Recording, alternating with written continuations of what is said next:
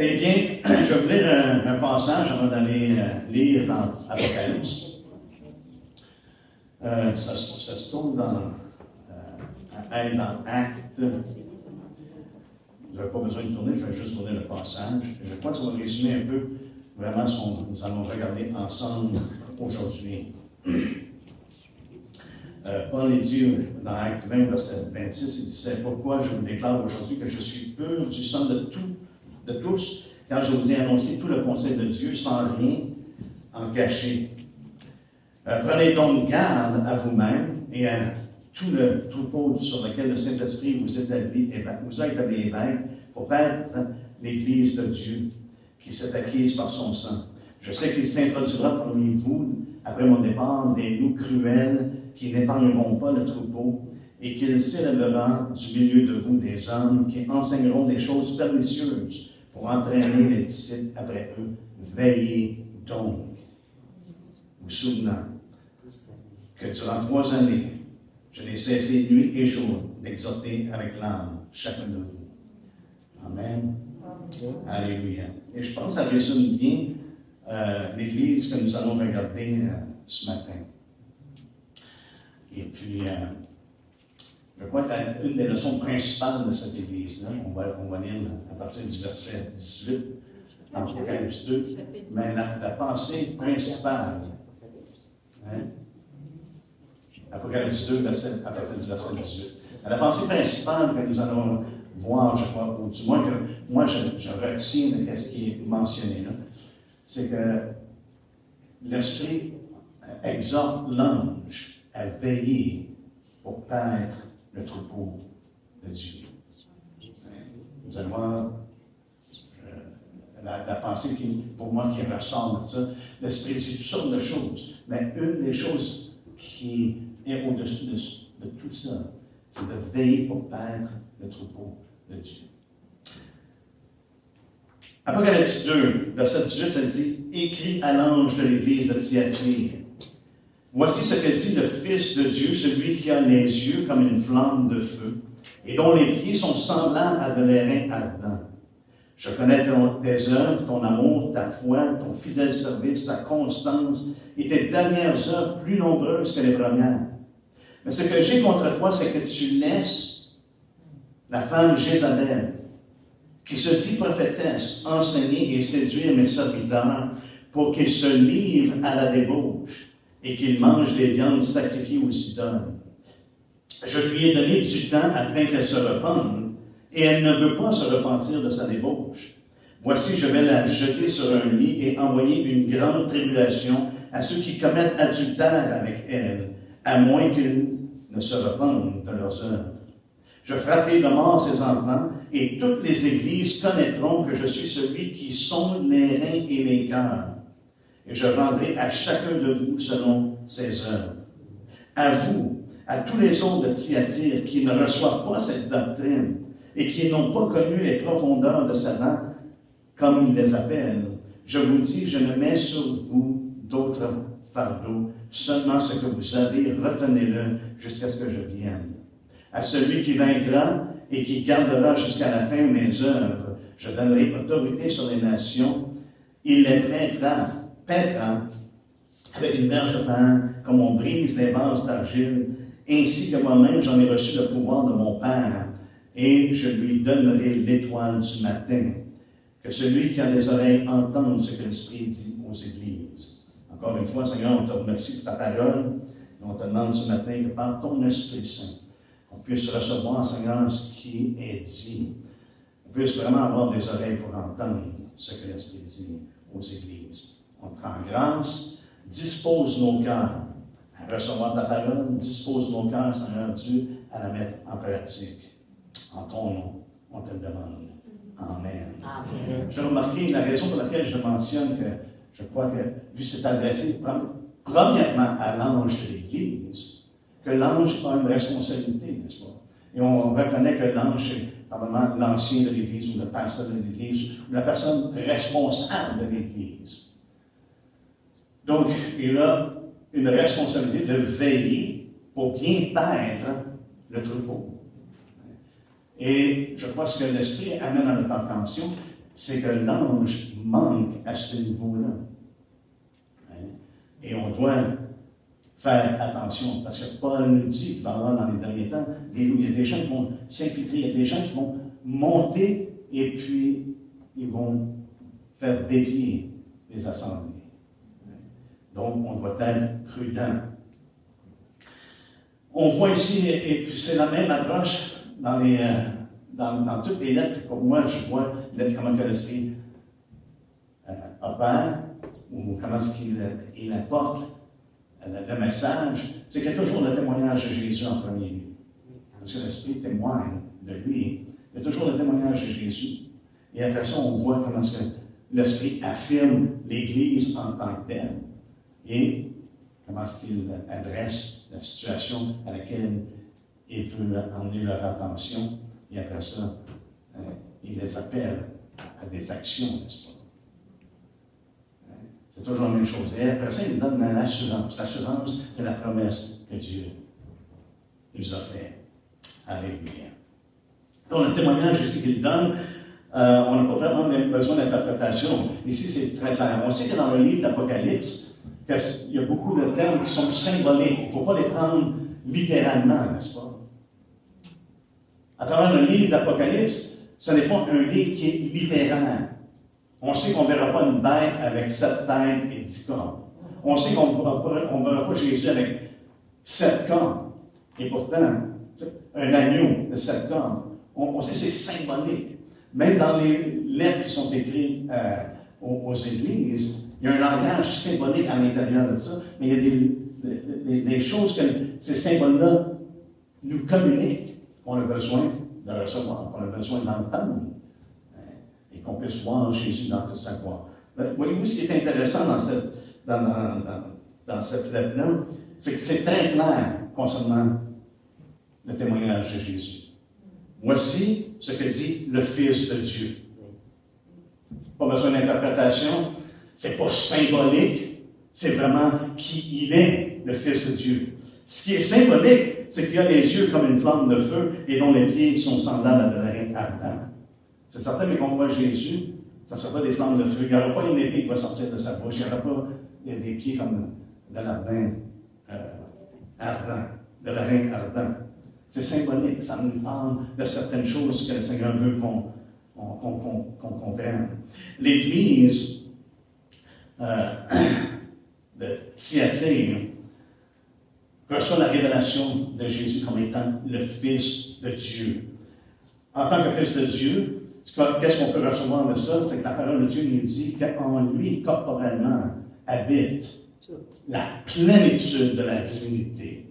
Et je crois ici qu'il se révèle comme étant la plénitude de la divinité. Il est le Fils de Dieu. Il est le Fils unique de Dieu. Il est le Fils du Dieu vivant.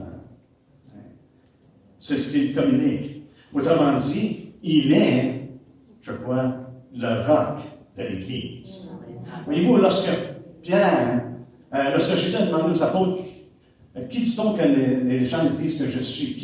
Qui suis-je? Ils ont dit, hey, t'es comparé à Élie, à Jean-Baptiste, à Jérémie, et aux prophètes. Il était vraiment élevé. Les gens le voyaient là, comme quelqu'un qui était à respecter, n'est-ce pas? Mais il dit, qui dites-vous que je suis? Et Simon-Pierre a dit, tu es le Christ, le Fils du Dieu vivant. Et ici, Jésus se révèle comme ce qu'il est, le Fils du Dieu vivant. Chose qui est très importante. Et la parole de Dieu nous dit, et c'est pour ça que je crois que Jésus dit, sur ce roc, je vais bâtir mon Église. C'est sur la révélation qu'il est le Fils du Dieu vivant. Il n'est pas juste un homme, il n'est pas juste un prophète, même aussi grand que le prophète aurait pu être. Non, je suis le Fils de Dieu. Il se révèle de cette façon-là. Et le Fils de Dieu est Fils sur la maison de Dieu, qui est l'Église. Donc, il est cette révélation-là ici qu'il nous donne. Mais qu'est-ce qui est intéressant? C'est qu'au début, dans le premier chapitre, ce que Jean voit, il le voit comme Jésus dans sa gloire, mais il le voit comme étant le Fils de l'homme. Regardez ce que ça dit au premier chapitre.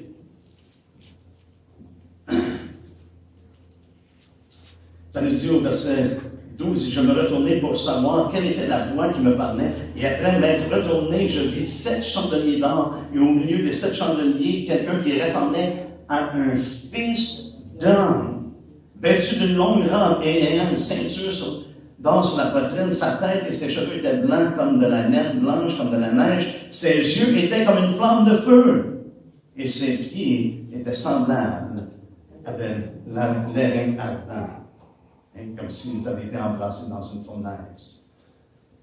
Fait qu'ici, il le vit comme le Fils de Dieu, mais il voit de la même façon les yeux, une flamme de feu, et ses pieds qui sont comme de l'airain ardent. En premier lieu, il le voit dans sa vision comme Jésus est venu, comme étant le Fils de l'homme. Je pense que ça nous donne une idée de qu'est-ce que Jean a compris. Et qu'est-ce qu'on devrait comprendre à propos du Fils de l'homme? C'est dans Daniel qu'on voit ce qui se passe concernant le Fils de l'homme. Lorsqu'il vient devant l'ancien, dans Daniel 7, je vais y aller avant de me confondre dans les...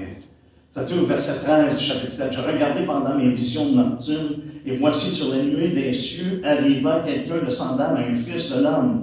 Il s'avança vers l'ancien des jours, et on le fit approcher de lui. On lui donna la domination, la gloire et le règne, et tous les peuples, les nations et les hommes de toute langue le servirent. Sa domination est une domination éternelle qui ne passera point, et son règne ne sera jamais détruit. » Ici, on voit que ce que Jean a vu, c'est l'accomplissement qui était dans Daniel, lorsqu'il l'a vu dans cette révélation-là dans l'Apocalypse. Le Fils de l'homme. Et lorsqu'il parle aux églises, Jésus se révèle comme étant le Fils de Dieu. Pourquoi? Parce qu'il est, c'est lui, en ce moment, il est à la droite de Dieu, assis à la droite de Dieu, n'est-ce pas? Et il reçoit, ou il est investi de l'autorité royale. C'est ce que le Fils de l'homme a été investi de l'autorité royale. Et maintenant, Jésus, lorsqu'il se révèle à l'Église, comme il va revenir, frères et sœurs, et on le voit dans Luc, lorsqu'il donne cette parabole-là, justement, qu'un homme qui s'en va de haute naissance, il s'en va se faire investir de l'autorité royale, mais qui va revenir. Et ici, Jésus est investi de l'autorité royale parlant à l'Église, et qu'il va revenir. Dans cette image-là, on pourrait dire, dans ce symbole-là, Jésus, le Fils de Dieu, comme l'homme de haute naissance qui reçoit cette autorité-là. Jésus, maintenant, Jean le voit comme le Fils de l'homme qui reçoit cette autorité-là. Et maintenant, Jésus se révèle comme étant le Fils de Dieu, parce qu'il a vraiment reçu cette autorité-là de la part du Père. Même si c'était révélé comme étant le Fils de Dieu, on ne le voyait pas comme le Fils de Dieu, on le voyait plus comme le Fils de l'homme. Et c'est ce qui est arrivé avec Jean, il l'a vu comme le Fils de l'homme. Mais Jésus se révèle comme étant celui qui a reçu l'autorité royale. Il a les yeux comme une flamme de feu. Qu'est-ce que ça nous parle? Qu'est-ce que la parole de Dieu nous parle concernant les yeux comme une flamme de feu? Une des choses qui vient à l'esprit, c'est qu'il est éclairé, n'est-ce pas? Autrement dit, il voit clair. Et il pénètre les cœurs. Et c'est pour ça que ça nous dit qu'il sonde les cœurs, les reins et les cœurs. Et il pénètre, il a une vision qui est pénétrante au point de sonder les reins et les cœurs. Jésus connaît les cœurs. Il connaît ce qui se passe à l'intérieur. Nous, on voit seulement qu'en partie. On voit les choses qui frappent les yeux. Mais Dieu, lui, voit le cœur. Et Jésus dit, en tant que Fils de Dieu, il y a des yeux comme une flamme de feu, et il voit, ça pénètre dans le cœur. Autrement dit, il y a une perspicacité infaillible. Et ça veut dire quoi? Ça nous parle également qu'il examine. Il examine. Nous allons continuer et nous allons voir au fur et à mesure comment est-ce que Jésus voit les choses et les révèle telles qu'elles sont. Nous, on peut cacher des choses ici.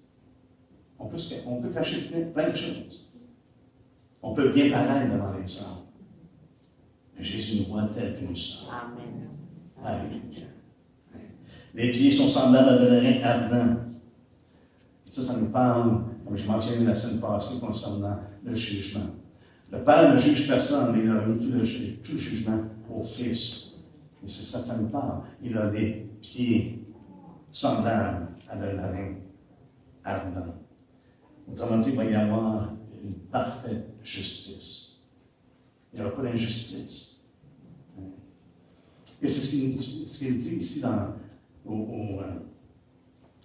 au verset 23, il dit, je suis celui qui sonde les reins et les cœurs, et je rendrai à chacun de vous selon ses œuvres. Il va y avoir une justice parfaite. On voit beaucoup d'injustice aujourd'hui, n'est-ce pas? On voit même dans l'Église qu'il se trouve beaucoup d'injustice. Il y a des choses qui sont cachées, qu'on entend, et qui viennent à la surface, on est quasiment dégoûté. Là. Même des fois, on devrait être dégoûté.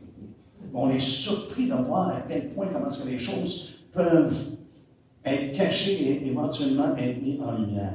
Mais ça ne veut pas venir un jour où ce que tout va être mis en lumière. Et ici, il parle à l'Église. Mais regardez ce qu'il dit. Il dit, toutes les Églises connaîtront que je suis celui qui sonde les reins et les cœurs. Toutes les Églises, il n'y aura pas d'exception. On va tous reconnaître que le Seigneur voit toutes choses clairement. Alléluia. Donc, la première chose que j'aimerais qu'on reconnaisse, ce qu'il dit spécifiquement à l'Église,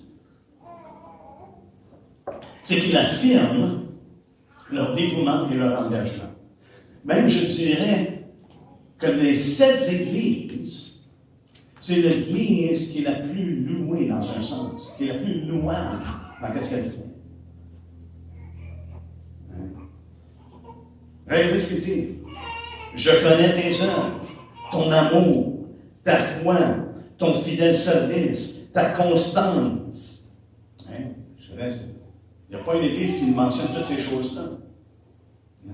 Il mentionne quelques-unes des choses, mais là, lorsque tu regardes l'Église comme ça, tu dis, je connais ton amour, ta foi, ton fidèle service, ta constance et tes dernières œuvres, plus nombreuses que les dernières.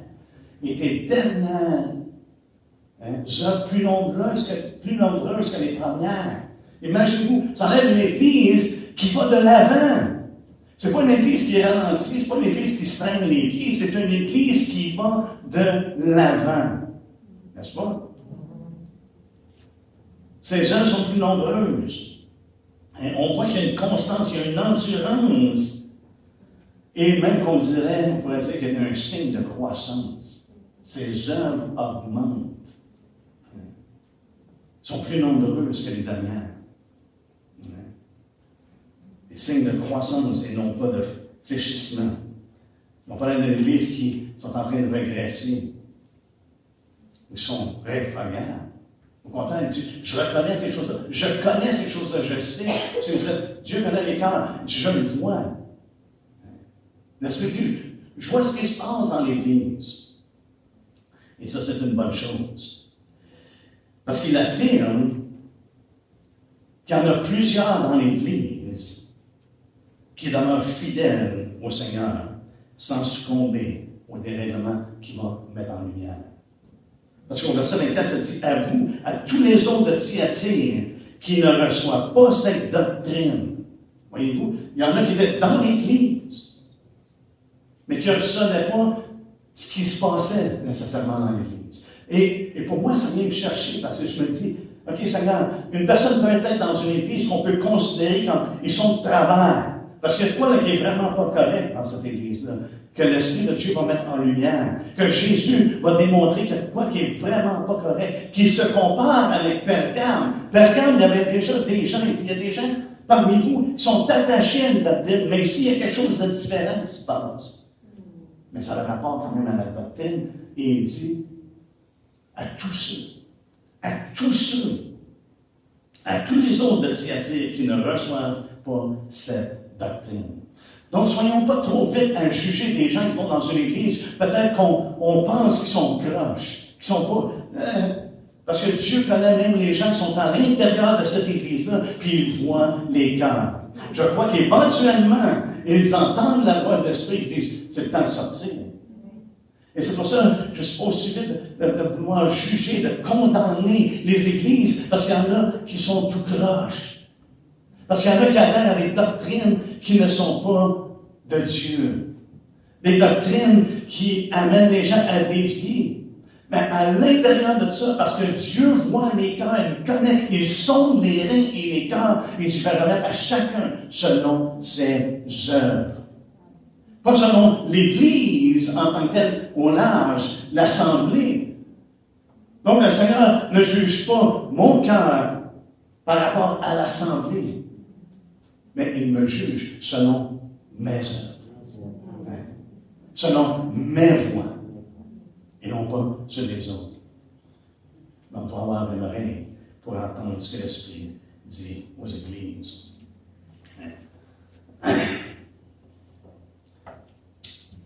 Donc, il connaît les cœurs,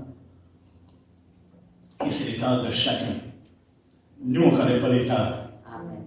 On ne connaît pas les cœurs. On peut avoir une idée du cœur d'une personne, parce que de l'abondance du cœur, la bouche parle. On peut avoir un témoignage de ce qui se passe à l'intérieur du cœur, du moins en partie. Parce qu'une personne peut également être hypocrite, essayer de cacher des choses par des paroles, des belles paroles. Mais éventuellement, l'œuvre vient à se voir. Le fruit vient à se voir. Le fruit des lèvres, éventuellement, c'est vraiment une personne que c'est de l'abondance de leur cœur, que c'est une vérité, c'est une réalité. Ça se voit. Autrement, ça se voit de l'autre côté également. Et moi aussi, quelqu'un le sait, quand la parole de Dieu nous dit que Dieu sonde les cœurs. Dans Psaume 7:10, le contexte dont David fait référence, c'est vraiment que Dieu délivre l'innocent dont il se considérait comme innocent. Mais il met un terme à la malice des méchants. Et affermis le juste, toi qui sondes les cœurs et les reins, Dieu juste. Et c'est ça. Le point, c'est que Dieu sonde les reins et les cœurs, et il est juste. On n'a pas à s'inquiéter qu'ils sont peut-être injustes. Dieu est Dieu. Il est Dieu juste. Dans Proverbe 24:12, justement, encore là, c'est le contexte de délivrer l'innocent. Ça dit, si tu dis, en innocent, qui ont peur, celui qui pèse les cœurs ne le voit-il pas? Celui qui veille sur ton âme ne le connaît-il pas? Et ne rendra-t-il pas à chacun selon ses œuvres? Dieu connaît tout, il sait tout. Et je crois que c'est aussi les yeux, donc les yeux de feu qu'on voit, là, les flammes de feu, là, c'est que Dieu voit clairement. Il voit exactement comment les choses sont. Il dit, celui qui pèse les cœurs ne le rendra-t-il pas à chacun? Ne le voit-il pas? Oui, il voit. Celui qui veille sur ton âme ne le connaît-il pas? Oui, il connaît. Ne rendra-t-il pas à chacun selon ses œuvres? Oui, il le fera justement.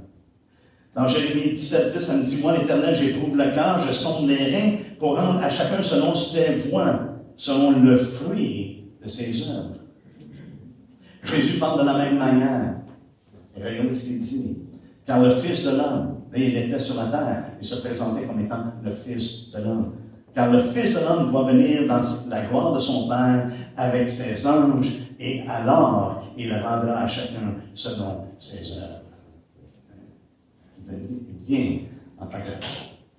Il dit là, sur la terre, en tant que Fils de l'homme, mais ici, il se révèle comme étant le Fils de Dieu, qui va venir et qui va rendre à chacun selon ses œuvres. Mais l'Esprit, Jésus et l'Esprit nous dit ici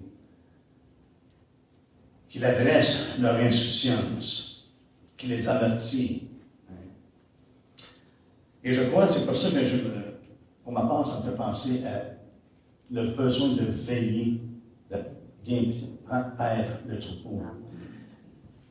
Parce que l'ange ici, ou l'ancien, ou le pasteur, ou la personne en charge, manque d'attention et de réflexion. Il y a une légèreté. Je dirais même qu'il y a une légèreté au niveau de prendre soin de l'assemblée. De s'assurer le bien-être spirituel des membres de l'assemblée. À 3 reprises, le Seigneur a dit à Pierre, « Paix mes brebis. » 3 reprises. 3 reprises, le même mot est traduit. Nous avons le même mot qui est traduit « paix », mais il y a 2 mots qui sont utilisés dans le grec. Le premier fait part vraiment de nourrir, de vraiment le soin de nourrir l'assemblée, de nourrir les brebis, les agneaux.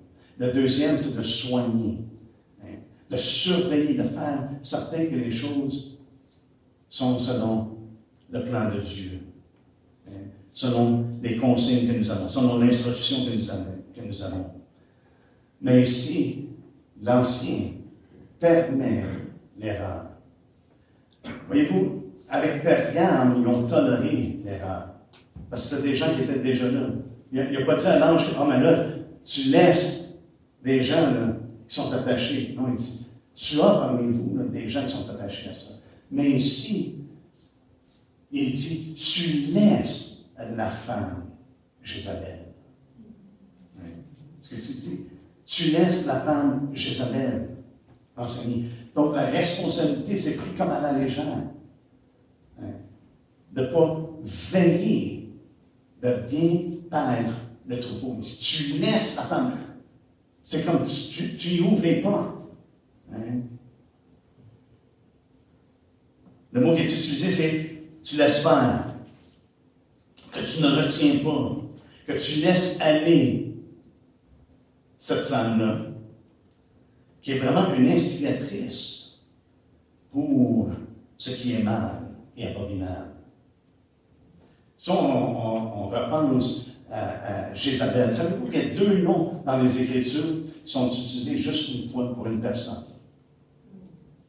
Au moins 2. Le premier, c'est Balaam. On ne retrouve pas ce nom-là parmi les Israélites. Il n'y a personne qui nomme son fils Balaam. Et il n'y a personne qui nomme sa fille Jézabel. Je trouve ça quand même intéressant. Pourquoi? Parce qu'il y avait tellement un reproche associé avec ces 2 noms-là. Parce que les 2, c'était de la fausse doctrine. Les 2 menaient à l'idolâtrie et à l'adultère ou à la fornication, à ces choses-là, à la débauche, à l'impudicité, comme la parole nous dit. Mais tu laisses la femme. Et cette femme-là, si on va dans Premier Roi, est associée avec Akab. Akab était un roi que la parole de Dieu nous dit était extrêmement méchant. Il n'y en avait pas d'autre comme lui auparavant. Et dans 1er Roi 21, ça nous dit au verset 25, « Il n'y eut personne qui se soit vendu comme Akab pour faire ce qui est mal aux yeux de l'Éternel. Et Jézabel, sa femme, l'y excitait. » Il agit de la manière la plus abominable en allant après les idoles, comme le faisaient les Amoréens, que l'Éternel chassa devant les enfants d'Israël. Il a été le pire, mais ça nous dit que Jézabel l'excitait, ou l'incitait à faire le mal. Et c'est pour ça que je crois que, malheureusement, l'ange ne veillait pas, parce qu'il dit, tu laisses la femme Jézabel, mais tu la laisses faire, tu la laisses aller.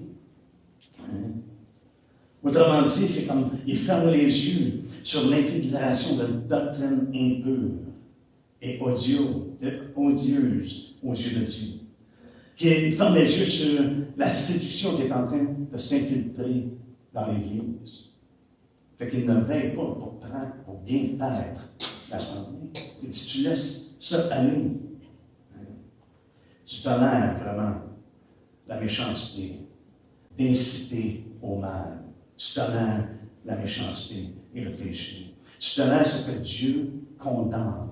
Et savez-vous quoi, frères et sœurs? Plus qu'on avance, plus qu'on voit qu'il y a des choses qui sont tolérées au sein des assemblées, au sein de l'Église, que Dieu est, que Dieu condamne. Nous avons maintenant des gens qui marchent librement dans la fornication. Et c'est ce qu'on voit dans le témoignage que José apporte. Même sa femme, elle disait qu'elle n'avait pas vraiment délaissé, mais elle était dans une relation illicite. Maintenant, ils veulent mettre les choses en règle. Et c'est là qu'on voit la repentance. Oh, OK. Non. Avant ça, on peut s'excuser. Pourquoi? Parce qu'il y a des doctrines, frères et sœurs, qui s'infiltrent et qui, malheureusement, encouragent les gens de demeurer dans le péché. Ou de continuer de la façon qui était. Oh, Dieu est amour, Dieu, vous êtes Dieu. Oui, Dieu aime, mais il appelle à la repentance. Il nous appelle à délaisser notre vie du passé. Si vraiment nous sommes en Christ, nous sommes une nouvelle créature. Nous sommes une nouvelle création. Et les choses du passé, c'est passé. Notre vieille vie, c'est passé. Maintenant, nous avons une vie nouvelle. Et ça se démontre. Le fruit devient visible. Malheureusement, aujourd'hui, on excuse le péché. On diminue vraiment ce qui considère le péché, et on change les termes. Ah, mais ils sont accros, ils ont de la misère. Est-ce que Dieu délivre aujourd'hui ou il ne délivre pas? Et c'est là le problème, frères et sœurs, que je vois de plus en plus. C'est qu'on ne croit pas vraiment ce que les Écritures disent. Il est venu délivrer. Si j'étais un accro de la drogue, ou un soulon, je ne suis plus un soulon, je suis une nouvelle création. Je ne suis plus un drogué. Je n'ai pas été réformé, j'ai été transformé. Et c'est ça, l'Évangile. C'est un évangile de délivrance de la vie du péché. Parce que Christ a porté à la croix nos péchés. Et il nous a délivrés. Et ça, c'est la réalité. C'est la réalité. Si ce n'est pas la réalité, frères et sœurs, allons-nous-en chez nous et vivons, parce que demain on meurt. Sinon, on est les plus misérables de tous les hommes. Si on essaie de vivre une vie par nous autres-mêmes, d'essayer d'être saints. Non. Il nous rend saints. Il nous fait saints.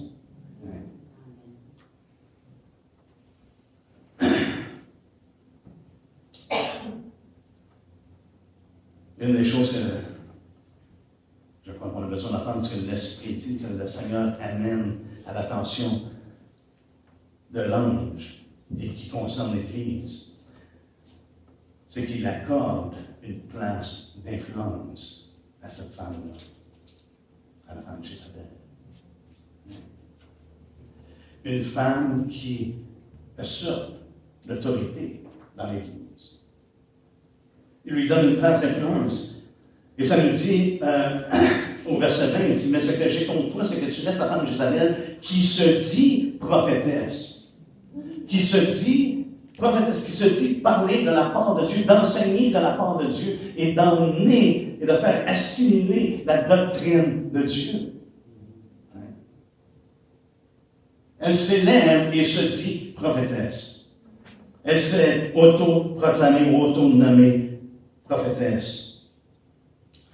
Mais déjà là, au point de départ, frères et sœurs, il y a un manque. Pourquoi? Parce que ça vient contredire complètement l'enseignement de la parole de Dieu. Dieu n'a pas donné cette autorité-là à la femme. Et je sais, dans notre génération, ça chatouille les oreilles des gens. Des fois, ça les irrite. Mais est-ce qu'on doit être irrité à la parole de Dieu?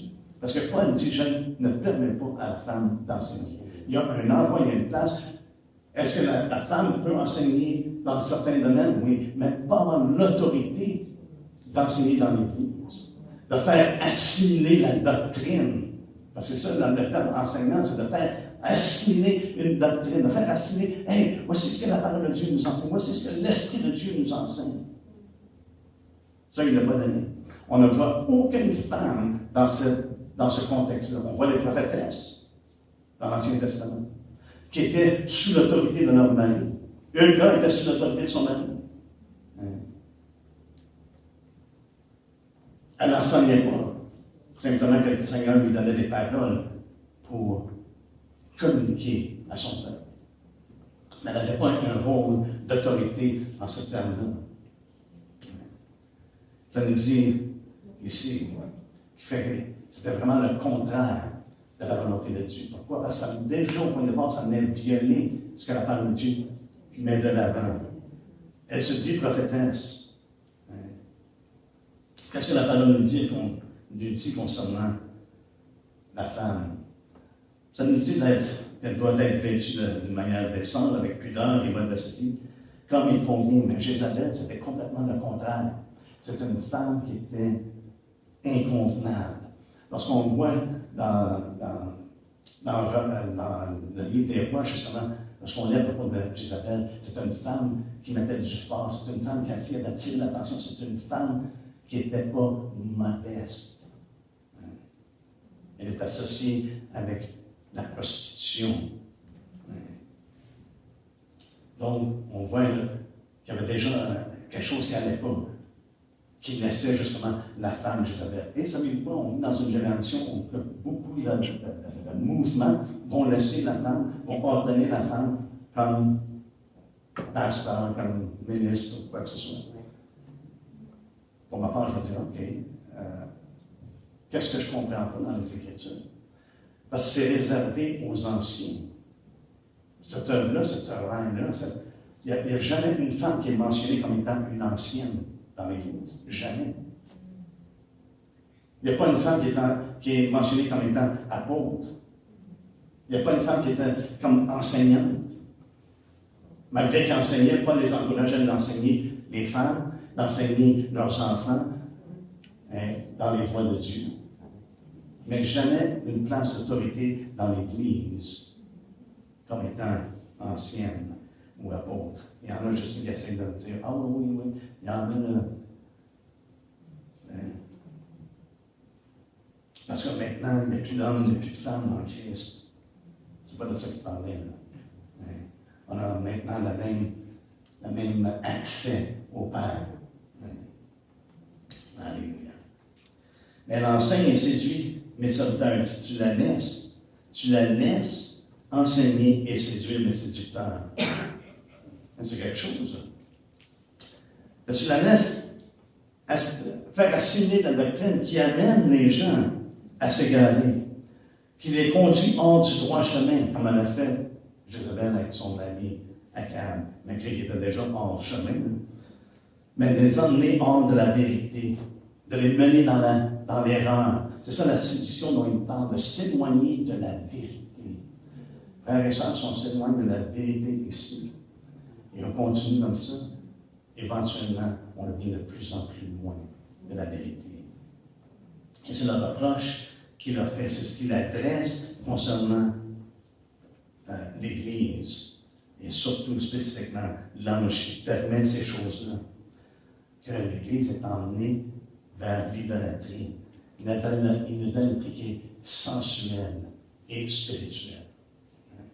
C'est l'impudence, son impudicité. Elle se livre et elle amène les gens à se livrer à la débauche. Et on pense, voyons donc, dans l'Église, est-ce qu'il y a des gens qui sont enseignés à se livrer à la débauche? Frères et sœurs, c'est surprenant.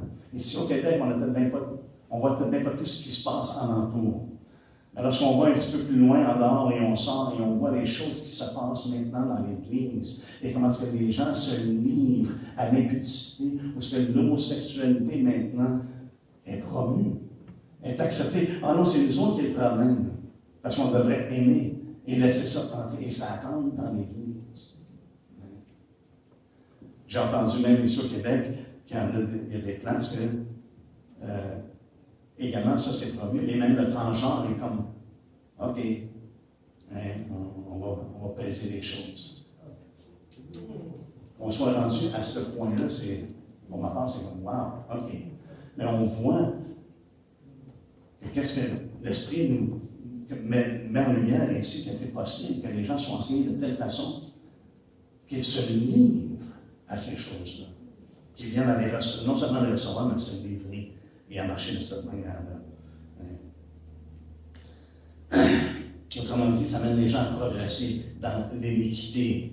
Et si on prendrait le temps d'aller dans Zacharie, lorsqu'il voit l'effort monter, et puis il dit, Israël, ça c'est l'iniquité. Et au milieu de l'effort, il y a une femme. Et là, il dit, exactement, il dit, c'est l'iniquité du peuple. Je trouve ça intéressant que, ici dans l'Église, il dit, attention, tu es en train de laisser cette femme-là. Et qu'est-ce qui arrive, c'est que ça fait progresser dans l'iniquité. Ce qui est contraire à ce que Paul a enseigné, n'est-ce pas?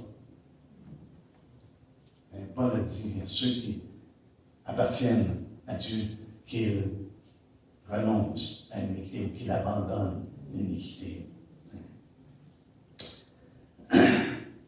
C'est pour ça que je pense qu'il y a associé ça avec les profondeurs de Satan.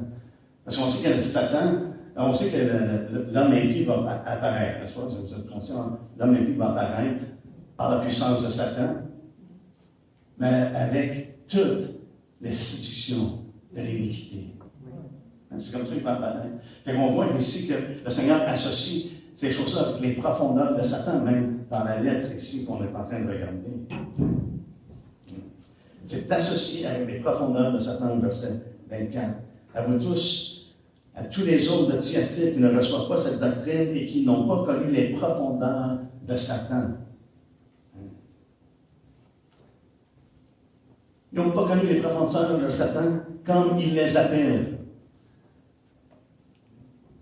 Je doute fortement que cette femme-là disait, ah, je vais vous emmener dans les profondeurs de Satan. Ici, c'est ce que le Seigneur voit, c'est ce que le Seigneur révèle. Les profondeurs, comme il les appelle. Les profondeurs de Satan, comme il les appelle. Mais pour eux, c'était une connaissance supérieure.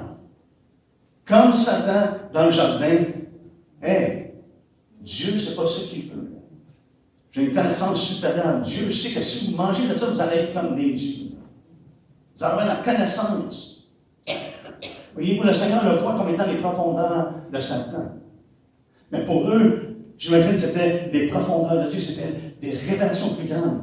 Et la raison pour laquelle je fais ce lien-là, c'est parce que dans Matthieu 7, concernant les faux prophètes, concernant les gens qui vont dire « Seigneur, Seigneur, n'avons-nous pas fait en ton nom des miracles? On a prophétisé en ton nom. » Et qu'est-ce que Jésus dit? Il dit, je ne vous ai jamais connu, vous qui commettez l'iniquité. Voyez-vous, à leurs yeux, c'était les œuvres de Dieu. Aux yeux de Dieu, c'était des œuvres d'iniquité, comme on voit ici. On voit exactement la même chose avec Jézabel. Ces gens-là, j'ai eu l'impression qu'ils ne disaient pas, oh, je vais vous enseigner les profondeurs de Satan. Jésus les voit comme étant les profondeurs de Satan, mais pour eux, ce qu'ils voient, c'est, je fais connaître une connaissance supérieure. Autrement dit, c'est l'infiltration de doctrine occulte. La doctrine occulte, c'est très simple à expliquer. C'est des choses souvent qui sont obscures, que les gens ne peuvent pas voir. C'est secret, c'est mystérieux. C'est une connaissance que... Ouais, peut-être que la Bible ne parle pas de ça exactement. Tu sais, là, moi, on a regardé l'enseignement il n'y a pas longtemps. Et justement, c'est comme... Ouais, mais la Bible ne parle pas vraiment de moralité. La Bible ne parle pas vraiment de l'enfer. La Bible parle... C'est comme... Wow! Je ne sais pas quelle Bible qu'ils lisent, mais ce n'est pas celle-là que moi je lis. Mais toutes sortes de choses qu'ils ne voient. Que maintenant, non, la Bible n'enseigne pas ces choses-là. L'homosexualité, non. Et c'est un pasteur qui se disait ordonné, qui était homosexuel. Imaginez-vous ces choses-là. Mais c'est des connaissances mystérieuses, c'est des connaissances. Ouais, mais là, parce qu'il faut lire entre les lignes. Il faut vraiment lire. Là. Non. C'est un signe, frères et sœurs, que dans l'Église, le nouvel âge peut s'infiltrer. Et il faut faire attention. Et l'ange est reproché parce qu'il laisse ces choses-là faire. C'est les profondeurs de Satan. L'esprit ne fait pas connaître les profondeurs de Dieu, mais les profondeurs de Satan sont faciles à reconnaître parce que ça l'incite à l'apostasie. Ça l'incite à se détourner de la vérité. De s'éloigner, petit peu par petit peu. Et éventuellement, on se retrouve dans le champ. Ça amène les gens à renoncer leur foi, ou même la quitter. Ils peuvent se rencontrer dans l'assemblée, mais ils ont quitté la foi telle qu'elle nous a été communiquée une fois pour toutes. Il y a un commentateur qui disait « Tous les récits se vantent d'une perception spirituelle supérieure. » Mais souvent, comment on peut le reconnaître? Parce que ça mène à la débauche et à l'idolâtrie. Ça mène à un libertinage. Et il y a ce mouvement-là, en ce moment, qu'on est en train de voir dans les églises, la grâce surabondante, la grâce, hyper grace. Parce que ça ne dérange pas que dans ce que tu vis, tu crois en Jésus, tu es sauvé. Et c'est des choses qui se passent en ce moment. Pourquoi? Parce qu'ils ont une connaissance supérieure. Si tu ne crois pas de cette façon-là, c'est parce que tu es sauvé par les œuvres et non pas par la foi. Ça, c'est leur ligne de pensée. Mais cette manière de penser-là, frères et sœurs, c'est contraire à la doctrine qui est selon la piété que Paul parle. Voyez-vous, si d'autres personnes amènent une autre doctrine qui ne sont pas comme les saintes paroles de notre Seigneur Jésus-Christ, qui est selon la piété, c'est cette doctrine-là qui l'amène. Et la grâce de Dieu là, qui est manifeste. Alors, la grâce de Dieu pour le salut de tous les hommes, source de salut pour tous les hommes, a été manifestée. Ça n'a pas changé. Elle nous enseigne, la première chose qu'elle nous enseigne, c'est de renoncer à l'impiété. Ne pas d'avancer dans l'impiété, mais de renoncer à l'impiété. La connaissance de la vérité dont Paul parle, c'est celle qui est selon la piété. Et on voit ici, on va accélérer, on voit que Jésus les avertit qu'il allait avoir une grande conséquence de laisser ces choses-là aller. Ça nous dit au verset 22 et 23, qu'il allait avoir une grande tribulation. Ça nous dit, je lui ai donné du temps, 22 et 23, excusez.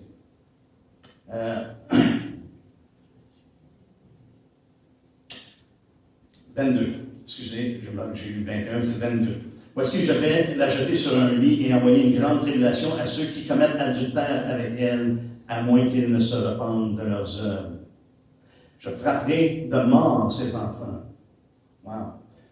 Je reste une grande conséquence. Il n'y a pas de repentance. Moi, je vais l'acheter sur un lit et ceux qui commettent adultère avec elle, il va y avoir une grande tribulation.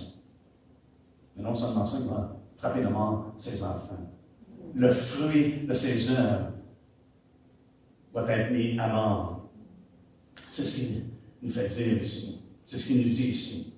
Autrement dit, on va être jeté sur un lit de tribulation à la place de son lit de luxure, de son lit de débauche.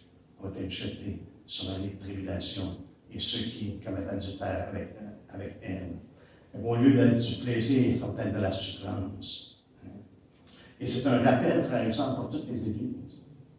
C'est ce qu'il dit ici. Je frapperai de mort, verset 23, ses enfants, et toutes les églises connaîtront que je suis celui qui sonde les reins et les cœurs, et je rendrai à chacun de vous selon ses œuvres. Des fois, on voit des choses qui se passent dans les églises et on se demande, wow, qu'est-ce qui s'est passé là? Parce que Dieu est en train de mettre en lumière ce qui est caché dans le cœur.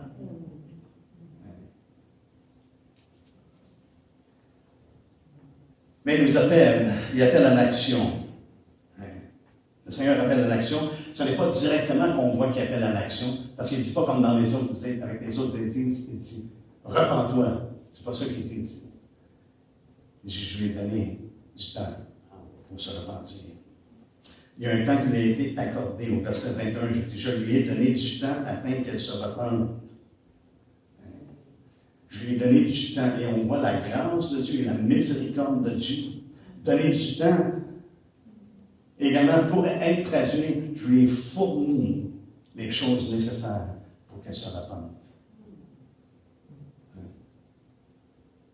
Dieu il n'a pas renié la repentance. Je lui ai donné le temps, parce qu'elle savait. Elle savait, et probablement qu'elle a entendu des choses. Peut-être même que l'ange l'ancien dit, hey, il y a des choses qui ça ne marche pas. Là. Mais il dit, le problème, c'est pas parce qu'elle est aveugle, ou qu'elle était ignorante. Le problème, c'est qu'elle ne voulait pas. C'est ce qu'il dit. Je lui ai donné le temps pour se repentir, et elle ne veut pas se repentir de sa débauche. Aussi simple que ça. C'est la rébellion. La rébellion. Ce qui fait toute la différence. Elle est entêtée, obstinée, acharnée à quoi? À sa doctrine. Doctrine qui mène à la débauche et à l'idolâtrie. Et il donne aussi un appel à ceux qui n'ont pas reçu cette doctrine-là. Voyez-vous, Jézabel ne veut pas se repentir, elle veut continuer de marcher dans ses voies, à sa manière, sa doctrine. Elle veut faire la promotion de ce qu'elle croit qui est juste, qui est bon, qui est droit, à ses yeux. Même si ça contredit la parole de Dieu. Mais il donne à ceux, au verset 24, à tous ceux, à tous les autres de Thyatire qui ne reçoivent pas cette doctrine, qui n'ont pas connu les profondeurs de Satan, comme il les appelle, je vous dis, je ne mets pas sur vous d'autres fardeaux, seulement ce que vous avez, retenez-le jusqu'à ce que je vienne. Amen. Amen. Retenez-le. Nous avons dit, continuez, allez de l'avant, continuez dans la vérité. Ceux qui ne participent pas à ces œuvres-là, plutôt qu'ils les évitent. Il dit, retenez ce que vous avez. Qu'est-ce qu'ils avaient? Qu'est-ce qu'ils avaient? On l'a lu au verset 19. Je connais tes œuvres. Tout ce qui a été mentionné, là, je connais tes œuvres, ton amour, ta foi, ton fidèle service, ta constance et tes dernières œuvres plus nombreuses que les premières. Il dit, retenez ça. Retenez la vérité, retenez ce que vous avez, ce qu'on a reçu de sa part. La vérité, et c'est de demeurer fidèle jusqu'à son retour. C'est ce qu'il nous dit. Retenez-le jusqu'à ce que je vienne. Verset 26, il dit, à celui qui vaincra et qui gardera jusqu'à la fin mes œuvres. Il dit, jusqu'à ce que je vienne, jusqu'à la fin mes œuvres. On doit s'attendre à lui. Et il assure les promesses qu'il fait dans sa parole. Ça nous dit ici, je donnerai l'autorité sur les nations. Ça parle de quoi? On va régner avec lui. Je donnerai l'autorité sur les nations. Il les pètera avec une verge de fer, comme on brise les vases d'argile. Ce qui était appliqué à lui dans Psaume 2, maintenant il l'applique à l'Église, à celui qui vainc, à celui qui vaincra. Il les pètera avec une verge de fer, comme on brise les vases d'argile, ainsi que moi-même j'en ai reçu le pouvoir de mon Père, et je lui donnerai l'étoile du matin. Que celui qui a des oreilles entende ce que l'Esprit dit aux Églises. Nous allons régner avec lui. Régner avec lui dans le siècle à venir. Voyez-vous, lorsque la parole de Dieu nous parle du siècle à venir, ça nous parle de la vie éternelle. Dans un passage, ça nous parle également de la résurrection. Dans Éphésiens 1, ça nous parle qu'il a reçu toute autorité. Au verset 21, ça dit, au-dessus de toute domination, parlant de Jésus, de toute autorité, de toute puissance, de toute dignité, et de tout nom qui peut être nommé, non seulement dans le siècle présent, mais encore dans le siècle à venir. Alléluia. Et ici, il dit qu'on va recevoir l'autorité et on va régner avec lui. Il va y avoir un jugement qui est juste. Il dit, paîtra avec une verge de fer. Un jugement qui est juste, qui est inébranlable. Et je crois que ça va être un jugement qui est bon également, lorsqu'on considère ce qui est écrit dans Psaume 2.9. Un jugement juste et promptement exécuté sur toute rébellion. Et ça, c'est la véritable richesse, frères et sœurs. C'est pas ce qu'on a ici sur la terre, c'est des véritables richesses. Quand il a dit aux serviteurs, je leur ai donné des talents, il dit, OK, entrez dans la joie de votre Père. Je vais vous faire régner sur divine. Je vais vous donner la gouvernance de divine, de Saint-Ville, ainsi de suite. Il nous fait régner avec lui, il nous donne la gouvernance. Alléluia. Mais en même temps, dans ce même passage-là, dans Luc 19, ça dit, et mes ennemis, venez, emmenez-les et tuez-les devant moi. Parce qu'il y a un jugement également. Et je lui donnerai l'étoile du matin, et je crois sa forme de Jésus lui-même. C'est qu'on va avoir une connaissance parfaite de Christ. Parce que dans Apocalypse 22, à la fin du livre d'Apocalypse, il dit, je suis l'étoile brillante du matin. Il est l'étoile brillante. Nous allons le connaître dans la plénitude tel qu'il est, le Fils de Dieu. Et Jean dit ça de cette façon-là. Nous le verrons tel qu'il est. Alléluia. On anticipe ce jour-là, mais demeurons fermes dans la vérité. Nous ne sommes pas persuadés par toutes sortes de choses, par des doctrines qui contredisent la parole de Dieu. Et surtout qui sont manifestés ici dans la débauche, dans l'impudicité, le terme vient en anglais, loose living, une vie louche, relâchée, et l'idolâtrie. Est-ce qu'on peut se lever ensemble? Nous allons le voir tel qu'il est. Et le jour approche. Et plus qu'on voit le jour s'approcher, plus qu'on doit s'exhorter réciproquement. Alléluia. Père, on veut rendre grâce.